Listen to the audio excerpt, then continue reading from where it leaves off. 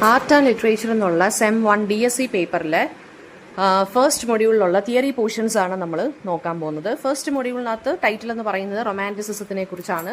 So first മൊഡ്യൂളിലെ theory എന്ന് പറയുന്നത് it is related to റൊമാൻറ്റിസിസത്തിലെ തീംസ്, നേച്ചറിനെ കുറിച്ചുള്ള കാര്യങ്ങൾ, ഇൻഡിവിജ്വലിസം, ഇമാജിനേഷൻ എങ്ങനെ വരുന്നു, ട്രഡീഷനെതിരെയുള്ള റിബലിനായിട്ട് എങ്ങനെ റൊമാൻറ്റിസിസം മാറുന്നു, and also Gothic elements.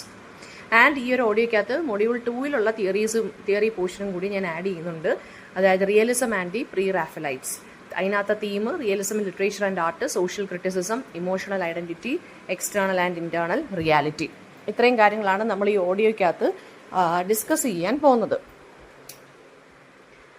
So first വരുന്നതെന്ന് വെച്ചാൽ റൊമാൻറ്റിസിസം എന്താണെന്ന് നമുക്ക് നോക്കാം. റൊമാൻറ്റിസിസം എന്ന് പറയുന്നത്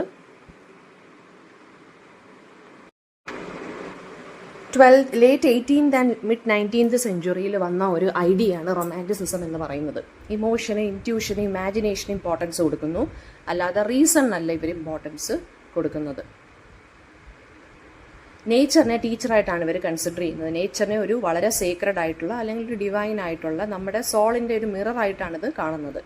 പിന്നെ ഇൻഡിവിജ്വലിസത്തിനാണ് ഇവർ ഇമ്പോർട്ടൻസ് കൊടുത്തത്. ഇൻഡിവിജ്വലിസം എന്ന് പറയുന്നത് നമ്മുടെ ഇൻഡിവിജ്വൽസിൻ്റെ ഫീലിങ്സിനും പിന്നെ എന്താ പറയുക അവരുടെ ഇന്നർ ലൈഫിനും യുണീക്ക് എക്സ്പീരിയൻസിനുമാണ് ഇമ്പോർട്ടൻസ് കൊടുത്തത്. ക്രിയേറ്റിവിറ്റി അല്ലെങ്കിൽ ഇമാജിനേഷനെയാണ് ഹയർ ഫാക്കൽറ്റി ആയിട്ട് കണ്ടത്. ഓക്കെ, ട്രഡീഷനെതിരെ ഒരു റിബല്യൻ പോലെയായിരുന്നു റൊമാൻറ്റിസിസം എന്നുള്ള ഐഡിയ. അതായത് ആർട്ടിസ്റ്റുകൾ അല്ലെങ്കിൽ റൈറ്റേഴ്സ് നേരത്തെ ഉണ്ടായിരുന്ന നിയോ ക്ലാസിക്കൽ ഏജ് എന്ന് വെച്ചാൽ അതായത് ക്ലാസിക്കൽ ഏജിനെ ഇമിറ്റേറ്റ് ചെയ്ത് വളരെ സ്ട്രിക്റ്റ് ആയിട്ടുള്ള റൂൾസ് ആൻഡ് റെഗുലേഷൻസ് ഫോളോ ചെയ്യുന്നവരായിരുന്നു ആ റൈറ്റേഴ്സ്. സോ പോയം എഴുതുവാനാണെന്നുണ്ടെങ്കിലും അല്ലാതെ എല്ലാ കാര്യത്തിനും ഒരു റെസ്ട്രിക്റ്റ് റൂൾ അല്ലെങ്കിൽ അവർ കീപ്പ് ചെയ്തിരുന്നു. അപ്പോൾ ആ ഒരു റെസ്ട്രിക്ഷൻസും കാര്യങ്ങളും എല്ലാം എടുത്ത് കളയുകയും, അതായത് ക്ലാസിക്കൽ മോഡലിനെ ഇമിറ്റേറ്റ് ചെയ്യുക, റൂൾസ് ഫോളോ ചെയ്യുക, സോഷ്യൽ കൺവെൻഷൻസ് ഫോളോ ചെയ്യുക, അത്രയും കാര്യങ്ങൾ റൊമാൻറ്റിസിസം റിബൽ ചെയ്യുമായിരുന്നു. റൊമാൻറ്റിക് റൈറ്റേഴ്സ് പിന്നെ വളരെ സബ്ലൈം ആയിട്ടുള്ള കാര്യങ്ങളെ എക്സ്പ്ലോർ ചെയ്യാൻ തുടങ്ങി. നേച്ചറിനും ആർട്ടിനും ഇമ്പോർട്ടൻസ് കൊടുത്ത്, ഇമോഷൻസിന് ഇമ്പോർട്ടൻസ് കൊടുത്ത്, പാഷൻ, മെലങ്കളി, വണ്ടർ, ഭയങ്കര എക്സ്റ്റാറ്റിക് ആയിട്ടുള്ള ജോയ് അല്ലെങ്കിൽ ഹാപ്പിനെസ്സിനൊക്കെ ഇമ്പോർട്ടൻസ് കൊടുത്തായിരുന്നു ഇവർ എഴുതിക്കൊണ്ടിരുന്നത്. And also we can see gothic elements നമുക്ക് കാണാൻ സാധിക്കും. ഗോതിക് എലിമെന്റ്സ് എന്ന് വെച്ച് കഴിഞ്ഞാൽ എന്ന് വെച്ച് കഴിഞ്ഞാൽ ഒരു കൈൻഡ് ഓഫ് ആർക്കിടെക്ചർ ആയിരുന്നു. അതായത് നമ്മൾ ഈ പേപ്പർ ഏത് സിനിമയിലൊക്കെ കാണുന്ന വലിയ കാസലുകൾ കാണത്തില്ലേ, കാസൽസിനകത്തൊക്കെയുള്ള ഓരോ ഭീകരജീവികളുടെയൊക്കെ പടവും പ്രതിമകളും ഒക്കെ കാണത്തില്ലേ, നമ്മൾ ഈ തൂണിലും മറ്റേ ബിൽഡിങ്സിന്റെ കാസൽസിന്റെ ഓരോ പോയിന്റിലും ഒക്കെ ഓരോ ജീവികളൊക്കെ ഇരിക്കുന്ന പോലെ അങ്ങനത്തുള്ള എലമെന്റ്സ് ഒക്കെയാണ് ഈ ഗോതിക് എലമെന്റ്സ് എന്ന് പറഞ്ഞ ആർക്കിടെക്ചറിൽ പറയുന്നത്. നോവൽസിൽ ഗോതിക് എലമെന്റ്സ് എന്ന് പറയുമ്പം ഗോസ്റ്റിനെ കുറിച്ച് പറയുക, സൂപ്പർ നാച്ചുറൽ ഒക്കറൻസിനെ കുറിച്ച് പറയുക, ഒരു വലിയൊരു വില്ലൻ കാണും, വളരെ പാസീവ് ആയിട്ടുള്ളൊരു ഹീറോയിൻ കാണും, വളരെ ഇന്നസെന്റ് ആയിട്ടുള്ളൊരു ഹീറോയിൻ കാണും, മിസ്റ്ററി, ഹോണ്ടഡ് കാസൽസ്, ഡാർക്ക് പാഷൻ, പിന്നെന്താണ്, ഇതൊക്കെയാണ് ഗോതിക് എലമെന്റ്സിൽ വരുന്നത്. പിന്നെ സൂപ്പർ നാച്ചുറലിനും മിത്തിനും ഇമ്പോർട്ടൻസ് അവർ കൊടുത്തിരുന്നു. ഫോക്ക് ടെയിൽസിനും മിത്തിന് സൂപ്പർ നാച്ചുറൽ എന്ന് പറയുന്ന ഇമാജിനേഷൻ ഒരു സോഴ്സ് ആയിട്ട് കൺസിഡർ ചെയ്തിരുന്നു. അതുപോലെ തന്നെ റൂറൽ ലൈഫിനെ, പെസൻസിന്റെ ലൈഫിനെ, ആ ഒരു സിമ്പിൾ ലൈഫിന്, ഫാമേഴ്സിന്റെ സിംപ്ലിസിറ്റിക്കൊക്കെ ഇവർ ഇമ്പോർട്ടൻസ് കൊടുത്തിരുന്നു. മെനി റൊമാൻറ്റിക്സ് എന്ന് പറയുന്നവർ political reforms, revolution, individual liberty അല്ലെങ്കിൽ ഫ്രീഡത്തിന് ഇമ്പോർട്ടൻസ് കൊടുക്കുന്നവരായിരുന്നു. അവർ മീറ്റേഴ്സ് ഒന്നും ഫോളോ ചെയ്തിരുന്നില്ല. പോംസ് ഒക്കെ എഴുതുന്ന സമയത്ത് വളരെ ഫീലിങ്സ് ഒക്കെ എങ്ങനെയാണോ വരുന്നത് അതിനെ സ്പോണ്ടേനിയസ് ആയിട്ട് എഴുതിക്കൊണ്ടിരിക്കുന്ന ആളുകളായിരുന്നു. ലിറിക് ഫോംസിലൊക്കെ എക്സ്പെരിമെന്റേഷൻസ്, പുതിയ രീതിയിലുള്ള ഇന്നോവേറ്റീവ് ആയിട്ടുള്ള ടെക്നിക്സുകൾ ഇവർ കൊണ്ടുവന്നിരുന്നു. ഓക്കെ, ആൻഡ് കീ പോയിന്റ് എന്ന് പറയുന്ന വില്യം വേർഡ്സ്വർത്ത് ആണ്. ലിറിക്കൽ ബാലഡ്സ് ആണ് അദ്ദേഹത്തിന്റെ ഏറ്റവും ഇമ്പോർട്ടന്റ് ആയിട്ടുള്ള വർക്ക്. അദ്ദേഹം കോൾറിഡ്ജ് എന്ന് പറയുന്ന ഒരു റൈറ്ററിന്റെ കൂടെ റൈറ്റ് ചെയ്തതാണ് ഈ ലിറിക്കൽ ബാലഡ്സ് എന്ന് പറയുന്നത് 1798. പിന്നെ സാമുവൽ ടൈലർ കോൾറിഡ്ജ് ഉണ്ട്. അദ്ദേഹത്തിന്റെ most important work the rime of the ancient മാരിനറും കുബ്ല ഖാനുമാണ്. അടുത്ത പോയിന്റ് എന്ന് പറയുന്നത് ഷെല്ലിയാണ്. പൊളിറ്റിക്സിലും ഒക്കെയാണ് അദ്ദേഹത്തിന് ഇമ്പോർട്ടൻസ് കൊടുത്തിരുന്നത്. Ode to the west wind ഒക്കെയാണ് ഇദ്ദേഹത്തിന്റെ മോസ്റ്റ് ഇമ്പോർട്ടന്റ് പോം. പിന്നെ ജോൺ കീറ്റ്സ് എന്ന് പറഞ്ഞ റൈറ്റർ ഉണ്ട്. അദ്ദേഹത്തിന്റെ വർക്ക്സ് എന്ന് പറയുന്നത് ഓ ടു എ നൈറ്റിംഗേൾ ഒക്കെയാണ്. വില്യം ബ്ലേക്ക് എന്ന് പറഞ്ഞ മറ്റൊരു റൈറ്റർ ഉണ്ട്. സോങ്സ് ഓഫ് ഇന്നസെൻസും സോങ്സ് ഓഫ് എക്സ്പീരിയൻസും ഇദ്ദേഹത്തിന്റെ പോയട്രി കളക്ഷൻ ആണ്. ഓക്കെ, പിന്നെ ലോർഡ് ബൈറൺ എന്ന് പറഞ്ഞ ഒരു റൈറ്ററും കൂടിയുണ്ട് കേട്ടോ. ആൻഡ് നോവൽസ് ആണെന്നുണ്ടെങ്കിൽ മേരി ഷെല്ലിയുടെ ഫ്രാങ്കൻസ്റ്റീൻ എന്ന് പറയുന്നത് ഒരു ഗോതിക് ഫിക്ഷന് ഒരു എക്സാമ്പിൾ ആണ് കേട്ടോ, മറന്നു പോകരുത്. അപ്പോൾ സബ്ജക്റ്റിവിറ്റി അല്ലെങ്കിൽ ഇന്നർ ഹ്യൂമൻ ഫീലിങ്സ് ഇതിനൊക്കെയാണ് അവർ ഇമ്പോർട്ടൻസ് കൊടുത്തത്. പിന്നെ നമുക്ക് റിയലിസം എന്താണെന്ന് നോക്കാം. അടുത്ത ഐഡിയ, റിയലിസം എന്ന് പറയുന്നത് എന്താണ്? Ordinary life and society accurate ആയിട്ട് അതുപോലെ പോർട്രേ ചെയ്യുന്നു. ആവശ്യമില്ലാത്ത ഐഡിയലൈസേഷനോ ഒന്നുമില്ല. അതുപോലെ തന്നെ റിയലിസ്റ്റിക്കലായിട്ട് ലൈഫിനെ സൊസൈറ്റിയെ പോർട്രേ ചെയ്യുന്നതാണ് റിയലിസം എന്ന് പറയുന്നത്. ഇത് റൊമാൻറ്റിസിസത്തിനെതിരെ വന്നൊരു റിയാക്ഷൻ ആണ് കേട്ടോ. റൊമാൻറ്റിസിസം എന്ന് പറയുമ്പോൾ എക്സസീവായിട്ട് ഇമോഷൻസ് ഒക്കെ യൂസ് ചെയ്യുന്നതാണ്. പക്ഷെ റിയലിസം എന്ന് പറഞ്ഞാൽ അങ്ങനെയല്ല. എന്താണോ ജീവിതത്തിൽ ഹാപ്പൻ ചെയ്യുന്നത് ആ ഫാക്റ്റും ആ സോഷ്യൽ കണ്ടീഷനും എങ്ങനെയാണോ ആളുകൾ ജീവിക്കുന്നത്, എങ്ങനെയാണോ ആളുകളുടെ പെരുമാറ്റം ബിഹേവിയർ ഒക്കെ വരുന്നത്, അത് അതുപോലെ അങ്ങ് എഴുതുന്നതാണ്. ആവശ്യമില്ലാത്ത രീതിയിലുള്ള ഓർണമെന്റേഷൻസോ ആർട്ടിഫിഷ്യാലിറ്റിയോ ഒന്നും അവർ ചേർക്കത്തില്ല. മിഡിൽ ക്ലാസ് അല്ലെങ്കിൽ വർക്കിംഗ് ക്ലാസ് ലൈഫിനെ കുറിച്ചും അവരുടെ സ്ട്രഗിൾസിനെ കുറിച്ചുമാണ് ഇവർ എഴുതുന്നത്, റൈറ്റേഴ്സ് എഴുതുന്നത്. റിയലിസ്റ്റ് റൈറ്റേഴ്സ് കൂടുതലും സോഷ്യൽ ഇൻജസ്റ്റിസിനെ കുറിച്ചും പിന്നെന്താണ് ക്ലാസ് കോൺഫ്ലിക്റ്റിനെ കുറിച്ചും ഒക്കെയാണ് പറഞ്ഞു പോയേക്കുന്നത്. വളരെ ഇംപേഴ്സണൽ ആയിട്ടുള്ള രീതിയിലാണ് ഇവർ എഴുതുന്നത്. പിന്നെ വളരെ ഒബ്സർവേഷണൽ ആയിട്ടുള്ളൊരു നറേഷനാണ് ഇവർക്കുള്ളത്. ക്യാരക്ടേഴ്സിനെയൊക്കെ വളരെ ഡീറ്റെയിൽഡ് ആയിട്ട് പോർട്രേ ചെയ്യും. അവരുടെ മനസ്സിലെ ആ ഒരു കോൺഫ്ലിക്റ്റ് പ്രശ്നങ്ങളെല്ലാം കാണിക്കും. സെറ്റിങ്സ്, ഡയലക്റ്റ്, ഒക്കുപേഷൻ അങ്ങനത്തുള്ള കാര്യങ്ങൾക്കൊക്കെ ഇവർ വളരെയധികം ഇമ്പോർട്ടൻസ് കൊടുത്താണ് എഴുതുന്നത്. ക്യാരക്ടേഴ്സ് പ്യുവർലി ഗുഡ് ആയിട്ടുള്ള ക്യാരക്ടറും അല്ല, പ്യുവർലി ഈവിൾ ആയിട്ടുള്ള ക്യാരക്ടേഴ്സും അല്ല. പിന്നെ എന്ന് വെച്ച് കഴിഞ്ഞാൽ എക്സാമ്പിൾസ് ഇപ്പോൾ ഈ ഇംഗ്ലീഷ് റിയലിസ്റ്റ് റൈറ്റേഴ്സ് എന്ന് പറയുമ്പോൾ ചാൾസ് ഡിക്കൻസ് ഉണ്ട്. അദ്ദേഹത്തിൻ്റെ റൈറ്റിംഗ്സിനകത്തൊക്കെ നമുക്ക് സൊസൈറ്റിയുടെ പ്രശ്നങ്ങൾ, സൊസൈറ്റിയിലെ ഈവിൾസ് അതിനൊക്കെ കാണാൻ സാധിക്കും. നമുക്ക് സോഷ്യൽ പ്രോബ്ലംസ് ഒക്കെ കാണാൻ സാധിക്കും. മോസ്റ്റ് ഇമ്പോർട്ടൻറ്റ് വർക്ക് എന്ന് പറയുന്നത് ഹാർഡ് ടൈംസ്, ഡേവിഡ് കോപ്പർഫീൽഡ് ഒക്കെയാണ്. ജോർജ് ഇലിയറ്റ് ആണ് അടുത്തത്. ജോർജ് ഇലിയറ്റിൻ്റെ മോസ്റ്റ് ഇമ്പോർട്ടൻറ്റ് നോവൽ എന്ന് പറയുന്നത് മിഡിൽ മാർച്ച് ആണ്. പിന്നെ അമേരിക്കയിലുള്ള റിയലിസ്റ്റ് റൈറ്റർ എന്ന് പറയുന്നത് മാർക്ക് ട്വെയിൻ ആണ്. അദ്ദേഹത്തിൻ്റെ മോസ്റ്റ് ഇമ്പോർട്ടൻറ്റ് വർക്കാണ് അഡ്വഞ്ചേഴ്സ് ഓഫ് ഹക്കിൾബറി ഫിൻ എന്ന് പറയുന്നത്. ഓക്കെ, അപ്പോൾ റിയലിസം അതുപോലെ തന്നെ നോവൽസിനകത്തൊരു സോഷ്യൽ പ്രോബ്ലം ആയിരിക്കും അവർ സംസാരിക്കുന്നത്. പോവർട്ടിയെക്കുറിച്ച്, ഈ റിച്ച് ആൻഡ് പുവർ ഡിവിഷനെ കുറിച്ചൊക്കെ ആയിരിക്കും നോവൽസിനകത്ത് അവർ കൂടുതലും റൈറ്റേഴ്സ് സംസാരിച്ചിട്ടുള്ളത്. പിന്നെ നെക്സ്റ്റ് വരുന്നതെന്ന് വെച്ചാൽ പ്രീ റാഫലൈറ്റ് മൂവ്മെന്റ് ആണ്. അപ്പോൾ പ്രീ റാഫലൈറ്റ് മൂവ്മെന്റ് എന്ന് പറയുമ്പോൾ 1848 ഡാൻറ്റെ ഗബ്രിയൽ റോസറ്റിയാണ് അത് ഫൗണ്ട് ചെയ്തത്. വില്യം ഹോൾമൻ ഹണ്ട്, പിന്നെ ജോൺ മില്ലേസ് അവരൊക്കെയാണ് രണ്ടുപേരൂടെ ചേർന്നിട്ടാണ് പ്രീ റാഫലൈറ്റ് ബ്രദർഹുഡ് അഥവാ PRB ഫോം ചെയ്തത്. ഒരു ഗ്രൂപ്പ് ഓഫ് റൈറ്റേഴ്സ് ഫോം ചെയ്തെടുത്ത ഒരു സംഭവമാണിത് പ്രീ റാഫലൈറ്റ് ബ്രദർഹുഡ് എന്ന് പറയുന്നത്. ഈ ആവശ്യമില്ലാത്ത അക്കാഡമിക്കൽ ആയിട്ടുള്ള കൺവെൻഷൻസ്, റൂൾസിനൊക്കെ റിജക്റ്റ് ചെയ്തിട്ട് പിന്നെന്താണ് അവർ വളരെ ഡീറ്റെയിൽഡ് ആയിട്ടും സിൻസിയർ ആയിട്ടും വളരെ പാഷനേറ്റ് ആയിട്ടും സെൻസറി ഡീറ്റെയിൽസ് ഒക്കെ ആഡ് ചെയ്ത് വളരെ നല്ല രീതിയിലുള്ള പെയിന്റിങ്സ് അല്ലെങ്കിൽ റൈറ്റിങ്സ് ആണ് ഇവർ ചെയ്തത്. അപ്പം റാഫേൽ എന്ന് പറഞ്ഞൊരു പെയിന്റർ ഉണ്ടായിരുന്നു. അദ്ദേഹത്തിന്റെ തൊട്ട് മുന്നേ ഉള്ള കാലഘട്ടം എങ്ങനെയായിരുന്നു ആ ഒരു സംഭവമാണ് ലിറ്ററേച്ചറിലും ആർട്ടിലും ഇവർ കൊണ്ടുവരാൻ ശ്രമിച്ചത്. ഓക്കെ, അപ്പോൾ ഈ പിന്നെ ഐഡിയലൈസ്ഡ് ഫോംസ് ഇങ്ങനെയുള്ള കാര്യങ്ങൾ, പോളിഷ് ആയിട്ടുള്ള കാര്യങ്ങൾ, ഇതിനെല്ലാം ഇവരെതിരെയായിരുന്നു. പിന്നെ മെഡീവൽ തീംസ്, ഈ ലവ് സ്റ്റോറീസ്, റിലീജിയസ് സിംബോളിസം ഇതൊക്കെയാണ് ഇവർ കൂടുതൽ ഫോക്കസ് ചെയ്തത്. പിന്നെ നേച്ചറിനെ നല്ല രീതിയിൽ ക്ലോസ് ആയിട്ട് ഒബ്സർവ് ചെയ്തിട്ടാണ് ഇവർ ചെയ്തിരുന്നത്, എഴുതിക്കൊണ്ടിരുന്നത് അല്ലെങ്കിൽ വരച്ചുകൊണ്ടിരുന്നത്. അല്ലെങ്കിൽ ഇവർ ആർട്ടിസ്റ്റുകളാണല്ലോ, എഴുതാം, വരയ്ക്കാം, അങ്ങനെയൊക്കെ ചെയ്യാമല്ലോ. പെയിന്റിങ്സിനകത്താണെന്നുണ്ടെങ്കിൽ സിംബോളിക് ആയിട്ടുള്ള ഒബ്ജക്ട്സ് കാണും, പിന്നെ മീനിങ്സ്, അങ്ങനെയുള്ള meanings, flowers, colours, small properties ഒക്കെ ഉണ്ട്. ഇമോഷണൽ ആയിട്ടുള്ള ഇൻറ്റൻസീവ് ആയിട്ടാണ് ഇവർ എഴുതുന്നത്. ഇപ്പോൾ വരയ്ക്കുവാണെന്നുണ്ടെങ്കിൽ ആ ഫേസസ് ഒക്കെ എക്സ്പ്രസീവ് ആയിട്ടായിരിക്കും ചെയ്യുന്നത്. ഡ്രമാറ്റിക് ജസ്റ്റേഴ്സ് കാണും. പോയിട്രിയും പ്രോസും പെയിന്റിങ്ങും കൂടെ ഇന്റഗ്രേറ്റ് ചെയ്തിട്ടൊക്കെയാണ് ചെയ്യുന്നത്. കളറും ഡീറ്റെയിലും ഒക്കെ നല്ല രീതിയിൽ ബ്രൈറ്റ് ആയിട്ടുള്ള കളേഴ്സ് ഒക്കെയാണ് ഇവർ യൂസ് ചെയ്യുന്നത്. ജുവൽ ലൈക്ക് ഫിനിഷാണ് നമുക്ക് കാണാൻ സാധിക്കുന്നത്. ഓക്കെ, കീ ആയിട്ടുള്ള റൈറ്റർ എന്ന് പറയുന്നത് ഡാൻറ്റെ ഗബ്രിയൽ റോസറ്റി ആണ്. അദ്ദേഹം പെയിന്ററുമാണ്, പോയറ്റുമാണ്.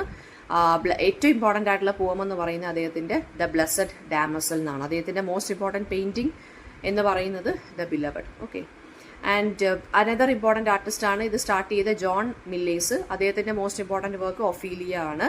പിന്നെ വരുന്നത് വില്യം ഹോൾമൻ ഹണ്ട് ഉണ്ട്. അദ്ദേഹത്തിൻ്റെ മോസ്റ്റ് ഇമ്പോർട്ടൻറ്റ് വർക്ക് എന്ന് പറയുന്നത് ദ അവേക്കനിങ് കോൺഷ്യൻസും ദ ഹയർലിംഗ് ഷെപ്പേർഡുമാണ്. ഫീമെയിൽ ഫിഗേഴ്സും ഉണ്ടായിരുന്നു പ്രീ റാഫലൈറ്റ് ബ്രദർഹുഡിൽ. പിന്നെന്താണ് DG നമ്മുടെ ഡാൻറ്റെ ഗബ്രിയൽ റോസറ്റിയുടെ അനിയത്തി ക്രിസ്റ്റീന റോസറ്റി ഒക്കെ ഇതിനകത്ത് വരുന്നുണ്ട്. പിന്നെന്താണ് വില്യം മോറിസ് എന്ന് പറഞ്ഞൊരു റൈറ്റർ ഉണ്ട്. പിന്നെ അടുത്തതെന്ന് വെച്ച് കഴിഞ്ഞാൽ സിംബോളിക് ആയിട്ടുള്ള റൈറ്റിങ്സ് ആയിരിക്കും ഇവരുടേതെന്ന് പറയുന്നത് കേട്ടോ. ആ ഒരു പിന്നെ മാത്രമല്ല ഇവർക്ക് നേരെ ഭയങ്കരമായിട്ട് എന്താ പറയുക, കുറേ കോൺട്രവേഴ്സീസ് ഒക്കെ ഇറങ്ങിയിട്ടുണ്ട്. ബിക്കോസ് ഇവരുടെ വർക്ക്സിനെ അഗ്ലി ട്രൂത്ത്ഫുൾനെസ് എന്നാണ് ബാക്കിയുള്ളവരൊക്കെ വിളിച്ചുകൊണ്ടിരുന്നത്. ഇവർ വളരെ അൺകൺവെൻഷണൽ ആയിട്ടാണ് എഴുതിയതാണെന്നുണ്ടെങ്കിലും വരച്ചതാണെന്നുണ്ടെങ്കിലും. സോ അതുകൊണ്ട് തന്നെ ഇവരെ അഗ്ലി ട്രൂത്ത്ഫുൾനെസ് എന്നാണ് ഇവരുടെ ആ ഒരു സ്റ്റൈലിനെ വിളിച്ചിരുന്നത്, മറന്നു പോകരുത്. നെക്സ്റ്റ് വരുന്നതെന്ന് വെച്ച് കഴിഞ്ഞാൽ മെഡീവലിസം അല്ലെങ്കിൽ സിംബോളിസം എന്നുള്ള രണ്ട് ഐഡിയാസ് നമുക്ക് നോക്കാം. അപ്പം നമ്മൾ പറഞ്ഞല്ലോ ഈ മെഡീവലിസോ അല്ലെങ്കിൽ സിംബോളിസോ ഒക്കെ പ്രീ റാഫലൈറ്റ് മൂവ്മെന്റിന്റെ അല്ലെങ്കിൽ അവരുടെ റൈറ്റിംഗ്സിന്റെ ഭാഗമായിരുന്നു എന്ന് പറഞ്ഞു, അല്ലെങ്കിൽ പെയിന്റിങ്സിന്റെ ഭാഗമായിരുന്നു എന്ന് പറഞ്ഞു. എന്താണ് മെഡീവലിസം എന്ന് വെച്ച് കഴിഞ്ഞാൽ മിഡിൽ ഏജസിലെ എന്താ പറയുക ലെജൻഡ്, ലെജൻസിനെ കുറിച്ച്, ഐഡിയാസിനെ കുറിച്ച്, ക്രാഫ്റ്റ്സ്മാൻഷിപ്പിനെ കുറിച്ചൊക്കെ ചെയ്യുന്ന ആ ഒരു ഐഡിയയാണ്. അതിനെ ഒന്ന് ഐഡിയലൈസ് ചെയ്ത് യൂസ് ചെയ്യുന്നതിനെയാണ് മെഡിവലിസം എന്ന് പറയുന്നത്. പ്രീ റാഫലേറ്റ്സ് മെഡിവൽ തീംസ് ആണ് അവർ കൂടുതൽ യൂസ് ചെയ്തത്. അതായത് ഇൻഡസ്ട്രിയൽ ഏജിനെതിരെ ഒരു പ്രൊട്ടസ്റ്റ് പോലാണ് അവർ പ്രീ റാഫലേറ്റ്സ് ഈ മെഡിവൽ തീംസിനെ യൂസ് ചെയ്തത്. മെഡിവൽ തീംസ് എന്ന് വെച്ച് കഴിഞ്ഞാൽ ഒന്നുമില്ല, മെഡിവൽ ആർട്ടിന് ഇമ്പോർട്ടൻസ് കൊടുക്കുക, ഈ എന്താ പറയുക, ഫെയ്ത്ത്, ലവ്, ലോയൽറ്റി, സാക്രിഫൈസ്, ഇതിനൊക്കെ ഇമ്പോർട്ടൻസ് കൊടുത്തെഴുതുക. അപ്പോൾ ഈ ലെജൻഡറി ആയിട്ടുള്ള ഹീറോസിൻ്റെ ലൈഫ്, പിന്നെ ഈ പഴയ റൈറ്റേഴ്സ് ഒക്കെ ഉണ്ടല്ലോ, ഡാൻറ്റെ പോലെയുള്ള റൈറ്റേഴ്സിൻ്റെ വർക്ക്സിനെ കുറിച്ച്, ചോസറിൻ്റെ ടെയിൽസ്, ചോസറിൻ്റെ വർക്ക്സ് ഒക്കെ ഉണ്ടല്ലോ, ചോസർ, അപ്പോൾ ജോഫ്രി ചോസറിൻ്റെ വർക്ക്സിനെ കുറിച്ചൊക്കെ പെയിൻറ്റിങ്സ് എഴുതുക. ഇതൊക്കെയാണ് അവർ ചെയ്തുകൊണ്ടിരുന്നതെന്ന് പറഞ്ഞാൽ. റിലീജിയസ് തീംസ് ഒക്കെ കാണും, ബൈബിളിലെ തീംസ് ഒക്കെ കാണും, ഈസ്തറ്റിക് ആയിട്ടായിരിക്കും ഇവർ ചെയ്യുന്നത്. പിന്നെ അത് കഴിഞ്ഞിട്ടെന്ന് വെച്ചാൽ love, devotion to idealised women, ഇതൊക്കെ ഇവരുടെ പോംസിനകത്തും ആർട്ടിനകത്തും വരും. ഇതാണ് മെഡിവലിസം എന്ന് പറയുന്നത്. വളരെ ഡീറ്റെയിലിംഗ് ആയിട്ട് ബ്രൈറ്റ് കളേഴ്സ് ഒക്കെ യൂസ് ചെയ്തിട്ടാണ് ഇവർ എഴുതുന്നത്. സിംബലിസം എന്ന് പറയുന്നത് ഇതുപോലെ തന്നെയാണ്. ഒബ്ജക്റ്റിലൂടെ, കളേഴ്സിലൂടെ, ജസ്റ്റേഴ്സിലൂടെ ഒരു ഡീപ്പർ ആയിട്ടുള്ളൊരു മീനിങ് എക്സ്പ്രസ് ചെയ്യുക. അപ്പം പ്രീ റാഫലേറ്റ്സ് ബിലീവ് ചെയ്തിരുന്നെന്ന് വെച്ചാൽ ആർട്ട് എന്ന് പറയുന്ന ideas and feelings symbolically communicate ചെയ്യണമെന്നല്ല, അത് റിയലിസ്റ്റിക്കലി പോർട്രേ ചെയ്യണമെന്നൊന്നും ഇവർ പറഞ്ഞിട്ടില്ല. അപ്പോൾ എന്തെങ്കിലും ഒരു കാര്യം പറയണമെന്നുണ്ടെങ്കിൽ ഒരു സിംബലിൻ്റെ രൂപത്തിൽ പറയുക. ഇപ്പോൾ ഒരാൾ നല്ല വിഷമിച്ച് നിൽക്കുവാണ്, അപ്പം അയാൾ ആകാശത്തോട്ട് നോക്കിക്കൊണ്ടിരിക്കുകയാണ്. അയാൾക്ക് വിഷമം ഉണ്ടെന്ന് കാണിക്കാൻ അയാളുടെ കരച്ചിലൊന്നും അവിടെ കാണിക്കേണ്ട കാര്യമില്ല. ആകാശം കുറച്ചൊന്ന് ഡാർക്കായിട്ട് കാണിച്ചാലും മതി, അല്ലെങ്കിൽ ഇച്ചിരി മഴ പെയ്യുന്നതായിട്ട് കാണിച്ചാൽ മതി. അതാണ് ഇവിടെ ഉദ്ദേശിക്കുന്നത് സിംബോളിസം എന്ന് പറഞ്ഞത്. അപ്പോൾ അവിടെ റെയിൻ അല്ലെങ്കിൽ ആ ഡാർക്ക് ക്ലൗഡ്സ് റിപ്രസെന്റ് ചെയ്യുന്നത് that the person is sad എന്നുള്ളതാണ്. അപ്പം അങ്ങനെ സിംബൽസ് യൂസ് ചെയ്തിട്ടാണ് ഇവർ വരയ്ക്കുകയും എഴുതിയൊക്കെ ചെയ്തിട്ടുള്ളത്. റിലീജിയസ് ആൻഡ് മോറൽ സിംബൽസ് ആണ് കൂടുതലും. ക്രിസ്ത്യൻ സിംബൽസ് ഒക്കെയാണ് ഇവർ യൂസ് ചെയ്തിട്ടുള്ളത്. അതായത് ലില്ലി പൂക്കളൊക്കെ യൂസ് ചെയ്യുന്നു, അത് പ്യൂരിറ്റിയെ കാണിക്കുന്നു. വാതിലുകളൊക്കെ പെയിന്റ് ചെയ്യുന്ന സാൽവേഷനെ കാണിക്കുന്നു. ഇങ്ങനെയുള്ള കാര്യങ്ങൾ. പിന്നെ ഫ്ലവേഴ്സ്, ബേർഡ്സ്, ലാൻഡ്സ്കേപ്പിനൊക്കെ ഒരുപാട് ഇമോഷണൽ മീനിങ് ഹോൾഡ് ചെയ്തിട്ടാണ് കാണിക്കുന്നു. റോസ് എന്ന് ഇപ്പോൾ ഒരു പെയിന്റിങ്ങിനകത്ത് റോസ് ഉണ്ടെങ്കിൽ അത് ലവിനെ കാണിക്കുന്നു, ലില്ലി ആണെങ്കിൽ പ്യൂരിറ്റിയെ കാണിക്കുന്നു. കളേഴ്സ് വളരെ കെയർഫുൾ ആയിട്ടായിരുന്നു ഇവർ ചൂസ് ചെയ്യുന്നത്. റെഡ് എന്ന് വെച്ചാൽ പാഷനെ കാണിക്കുന്നു, വൈറ്റ് ഇന്നസെൻസിനെ കാണിക്കുന്നു, ഗോൾഡ് ഡിവിനിറ്റിയെ കാണിക്കുന്നു, ഗ്രീൻ റീബർത്തിനെ കാണിക്കുന്നു. അപ്പോൾ ലേറ്റർ സിംബൽസ് എന്ന് പറയുന്നത് ഇമോഷൻ അല്ലെങ്കിൽ സൈക്കോളജിക്കൽ സ്റ്റേറ്റിനെ കാണിക്കാൻ വേണ്ടിയാണ് ഇവർ കൂടുതലും യൂസ് ചെയ്തത്. അപ്പോൾ പോയട്രിക്കകത്താണെന്നുണ്ടെങ്കിൽ മിത്ത് അല്ലെങ്കിൽ ഡ്രീം ഇമേജസ് ആണ് ഇവർ കൂടുതലും യൂസ് ചെയ്തത്. ഓക്കെ. പിന്നെ ക്രിസ്റ്റീന റോസറ്റിയുടെ ഗോബ്ലിൻ മാർക്കറ്റ് എന്ന് പറഞ്ഞൊരു പോമുണ്ട്. അപ്പോൾ അതിനകത്ത് രണ്ട് സിസ്റ്റേഴ്സിൻ്റെ ടെയിലാണ് കാണിക്കുന്നത്, ഒരു സ്റ്റോറിയാണ് കാണിക്കുന്നത്. അപ്പോൾ അതിനകത്ത് വളരെ സ്പിരിച്വൽ ആയിട്ടുള്ള മീനിങ്ങും ഒക്കെ കാണിക്കുന്നുണ്ട്. ആർട്ടും പോയട്രിയും ഫ്യൂസ് ചെയ്തിട്ടാണ് ഇവർ കാണിക്കുന്നത്. Okay. Visual and verbal images ആണ് ഇതിനകത്തുള്ളത്. ഈ ബ്ലെസ്സഡ് ഡാമോസൽ എന്നും പറഞ്ഞ് ഡി ജെ റോസറ്റിയുടെ ആ പോയത്തിനകത്ത് വളരെ ഇമ്പോർട്ടൻ്റ് ആയിട്ടാണ് ഇത് കാണിച്ചിട്ടുള്ളത്. അതുപോലെ തന്നെ സിംബോളിക് ലാംഗ്വേജ്, പിന്നെ എന്താണ് സിംബോളിസ്റ്റ് പോവംസ്, സിംബോളിസ്റ്റ് പെയിന്റിങ്സ് ഒക്കെ ഇവർ ഇറക്കിയിട്ടുണ്ട്. അപ്പോൾ മൊഡ്യൂൾ 1ലെയും 2ലെയും കുറച്ച് ഓൾമോസ്റ്റ് ഓൾ ഇമ്പോർട്ടൻ്റ് ആയിട്ടുള്ള കാര്യങ്ങളാണ് ഞാൻ ഇതിനകത്ത് ഡിസ്കസ് ചെയ്തിരിക്കുന്നത്. പിന്നെ റൊമാൻറ്റിസിസം, റിയലിസം, അതുപോലെ തന്നെ പ്രീ റാഫലേറ്റ് മൂവ്മെന്റ്. പിന്നെ അടുത്ത വരുന്നതെന്ന് വെച്ച് കഴിഞ്ഞാൽ ഗോതിക് ആയിട്ടുള്ള സ്റ്റൈൽ ഓഫ് റൈറ്റിംഗ് എന്താണ്, അല്ലെങ്കിൽ വർക്ക് എന്താണെന്ന് ചോദിക്കുക. അപ്പോൾ ഗോതിക് സ്റ്റൈൽ എന്ന് പറഞ്ഞാൽ മോസ്റ്റ് ഇമ്പോർട്ടൻ്റ് ആണ്. അപ്പോൾ ഗോതിക് സ്റ്റൈൽ എന്ന് വെച്ച് കഴിഞ്ഞാൽ ഒരു ലിറ്റററി ജോണറാണ്. അതിനകത്ത് ഹൊറർ, മിസ്റ്ററി, ഡെത്ത്, റൊമാൻസ്, ഒരു ഡാർക്ക് അറ്റ്മോസ്ഫിയറിലായിരിക്കും കഥയൊക്കെ നടക്കുന്നത്. അപ്പോൾ 18th സെഞ്ചുറി ഇംഗ്ലണ്ടിലാണ് ഇത് സ്റ്റാർട്ട് ചെയ്തത്. ഹൊറസ് വാൾപൂൾ എന്ന് പറഞ്ഞൊരു റൈറ്റർ ഫസ്റ്റ് ഗോതിക് നോവൽ എഴുതി, ദ കാസിൽ ഓഫ് ഒട്രാൻഡോ എന്ന് പറയുന്നത്. അപ്പോൾ ഗോതിക് എന്ന് വെച്ചാൽ ഗോതിക് ആർക്കിടെക്ചറിൽ നിന്ന് വന്നതാണ്. ഈ മെഡീവൽ കാസിൽസ്, ഇടിഞ്ഞു പൊളിഞ്ഞു കിടക്കുന്ന വലിയ വലിയ ഹ്യൂജ് കാസിലുകൾ അല്ലെങ്കിൽ ബിൽഡിങ്സ്, ഇതാണ് ഗോതിക് എന്ന് വെച്ചാൽ മീനിങ് വരുന്നത്. ഗോതിക് ആർക്കിടെക്ചറാണ്. അപ്പോൾ ഗോതിക് മൂവ്മെന്റ് എന്ന് വെച്ചാൽ ഈ പിന്നെന്താ പ്യുവർ റീസണൊക്കെ റിജക്ട് ചെയ്ത് ഇമോഷനും ഇമാജിനേഷനെയും മിസ്റ്റീരിയസ് ആയിട്ടുള്ള കാര്യങ്ങളെ സെലിബ്രേറ്റ് ചെയ്യുന്നതായിരുന്നു ഗോതിക് ലിറ്ററേച്ചർ ചെയ്തത്. വളരെ ഡാർക്ക് ആയിട്ടുള്ള കാസിൽസിലും മൊണാസ്ട്രീസിലും അല്ലെങ്കിൽ ഗ്രേവിയാർഡ്സിലൊക്കെയാണ് ഇത് എന്ത് ചെയ്ത് സെറ്റ് ചെയ്തിരിക്കുന്ന കഥയൊക്കെ. ഒരു സസ്പെൻസ് അല്ലെങ്കിൽ ഒരു ഫിയർഫുൾ ആയിട്ടുള്ള കഥകളായിരിക്കും എല്ലാം. വളരെ ടെൻസ്ഡ് ആയിട്ടുള്ള ആൻസൈറ്റി ഒക്കെ നിറയ്ക്കുന്ന മിസ്റ്ററി, സീക്രട്സ്, ഇതെല്ലാം ഉണ്ട്. ഗോസ്റ്റ്, പിന്നെന്താ പറയുക, വാമ്പയർസ്, മോൺസ്റ്റേഴ്സ്, ഇതെല്ലാം ഇതിനകത്ത് കാണും. ഒരു സൈക്കോളജിക്കൽ ഹൊറർ പോലാണ് ഇത് കാണിക്കുന്നത്. അതായത് ഗോതിക് വർക്ക്സിനകത്ത് madness, dreams, fear, darkness of the human mind ഒക്കെ കാണിക്കുന്നുണ്ട്. ഇതൊക്കെയാണ് ഇതിനകത്ത് വരുന്നത്. ഗോതിക് ഇതിനകത്ത് വരുന്നതെന്ന് വെച്ചാൽ ഗോതിക് ഹീറോയിൻസ് എന്ന് പറയുന്നത് വളരെ ബ്യൂട്ടിഫുൾ ആൻഡ് വിർച്വസ് ആയിരിക്കും, ഡേഞ്ചറസ് ആണ്. ഷീ ഫേസസ് ഡേഞ്ചർ, ഇംപ്രിസൺമെന്റ് അല്ലെങ്കിൽ ടെംപ്റ്റേഷൻ. വില്ലൻ വളരെ ക്രൂവൽ, മാനിപ്പുലേറ്റീവ് ആയിരിക്കും. തീം എന്ന് പറയുന്ന isolation, fear, forbidden love, death, sin, decay, supernatural elements ഒക്കെ വരും. നേച്ചർ തന്നെ ഒരു ഇമോഷനായിട്ട് മാറും. അതായത് വളരെ സ്റ്റോമി ആയിട്ടുള്ള അറ്റ്മോസ്ഫിയർ ആയിരിക്കും. മൂൺ, വിൻഡ്, ഡാർക്ക്നെസ് ഒക്കെ ആയിരിക്കും കാണിക്കുന്നത്. ആ ക്യാരക്ടേഴ്സിന്റെ ഒക്കെ ഇന്നർ മൈൻഡിനെ കാണിക്കുന്നതായിരിക്കും സിമ്പിൾസ് ആയിട്ട് ഇവർ നിൽക്കുന്നത്. എക്സാമ്പിൾ എന്ന് പറയുന്നത് പിന്നെ വരുന്നതെന്ന് വെച്ച് കഴിഞ്ഞാൽ എഡ്ഗർ എലൻ പോയുടെ വർക്ക്സ് ഒക്കെ ഗോതിക് ലിറ്ററേച്ചറിൻ്റെ എക്സാമ്പിളാണ്. പിന്നെ വരുന്നതെന്ന് വെച്ച് കഴിഞ്ഞാൽ എന്താ പറയുക, മേരി ഷെല്ലിയുടെ ഫ്രാങ്കൻസ്റ്റീൻ എന്നുള്ള വർക്ക് ഗോതിക് ലിറ്ററേച്ചറിൻ്റെ എക്സാമ്പിളാണ്. പിന്നെ നെക്സ്റ്റ് വരുന്നതെന്ന് വെച്ച് കഴിഞ്ഞാൽ പിന്നെ വുദറിങ് ഹൈറ്റ്സ് എന്നും പറഞ്ഞ് എമിലി ബ്രോണ്ടിയുടെ വുദറിങ് ഹൈറ്റ്സ് എന്നുള്ള നോവലും ഇതിന് ഗോതിക് ലിറ്ററേച്ചറിൻ്റെ എക്സാമ്പിളാണ് കേട്ടോ, മറന്നു പോകരുത്.